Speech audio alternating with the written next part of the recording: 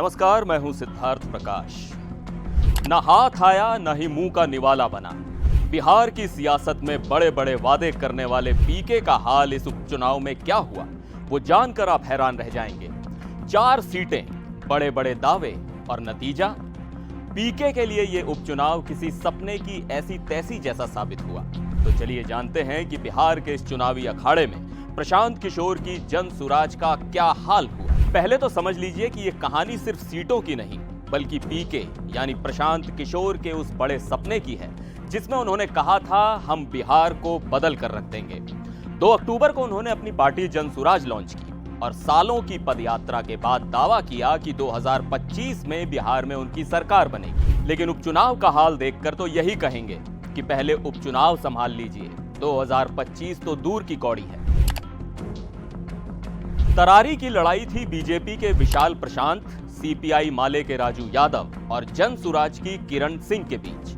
अब सोचिए, किरण सिंह मैदान में थी, लेकिन वोटर्स ने ऐसा झटका दिया कि तीसरे नंबर पर भी टिकने के लाले पड़ गए। आंकड़ों पर नजर डालिए। बीजेपी के विशाल प्रशांत ने 78,755 वोट पाकर बाजी मार ली। सीपीआई माले के राजू यादव 68,143 वोट पाकर दूसरे नंबर पर रहे और जनसुराज की किरण सिंह बस 5,622 वोट। अब कहां 78,000 और कहां ये 5,000। ऐसा लग रहा है कि किरण सिंह को वोटरों ने घर से बाहर ही नहीं निकलने दिया। रामगढ़ में पीके ने सुशील कुमार सिंह पर दांव खेला था, लेकिन यहां का हाल तो ऐसा था कि बस शुरू होते ही अंत हो गया। नतीजे सुन लीजिए। बीजेपी के अशोक कुमार सिंह ने 62,257 वोटों से जीत दर्ज की और जनसुराज के सुशील कुमार सिंह को मिले सिर्फ 6,513 वोट, यानी 55,744 वोटों से हार। ऐसा लगता है जैसे वोटर्स ने कहा हो, भाई अगले चुनाव में आना, अभी टाइम मत खराब करो। इमामगंज सीट पर पीके की पार्टी ने जितेंद्र पासवान को टिकट दिया, लेकिन यहां भी पार्टी तीसरे नंबर पर रही। फाइनल स्कोर कुछ ऐसा रहा कि हम पार्टी की दीपा कुमारी को 53,435 वोट मिले, राजद के रोशन कुमार को 47,490 वोट्स मिले और वो दूसरे नंबर पर रहे, और जनसुराज के जितेंद्र पासवान बस 37,103 वोट।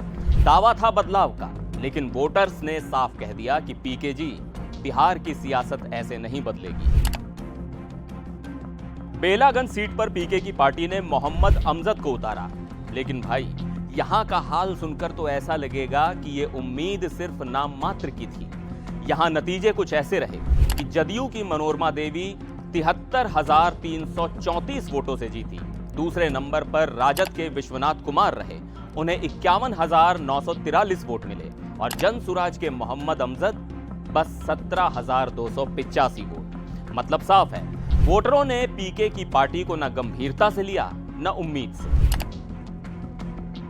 तो पीके की जनसुराज फिलहाल वोटरों की नजरों में जन नकार बनती नजर आ रही है। वोटर्स ने साफ कर दिया है कि वादों से नहीं, काम से भरोसा कमाना पड़ेगा और बिहार की राजनीति में हाथी के दांत दिखाने वाले नहीं, चबाने वाले चाहिए। इस चुनाव में पीके के लिए सबसे बड़ा सबक यह है कि बिहार की राजनीति इतनी सीधी नहीं जितनी उन्होंने सोची थी। 2025 का सपना पूरा करने के लिए उनको वोटरों का भरोसा जीतना होगा, वरना पदयात्रा से ज्यादा पराजय यात्रा बनने में देर नहीं लगेगी। तो ये थी कहानी बिहार उपचुनाव में पीके और उनकी पार्टी जनसुराज की। कहानी में सपने थे, दावे थे, लेकिन नतीजों ने ऐसा झटका दिया कि सपना अब दूर दूर तक नजर नहीं आता। अब देखना होगा कि पीके इस हार से क्या सबक लेते हैं और आगे की रणनीति कैसी बनाते हैं। आपका इस बारे में क्या कहना है? क्या पीके बिहार में बदलाव ला पाएंगे? हमें कमेंट में जरूर बताएं। वीडियो पसंद आया हो तो लाइक करें, चैनल को सब्सक्राइब करें और अपने दोस्तों के साथ वीडियो को शेयर जरूर करें।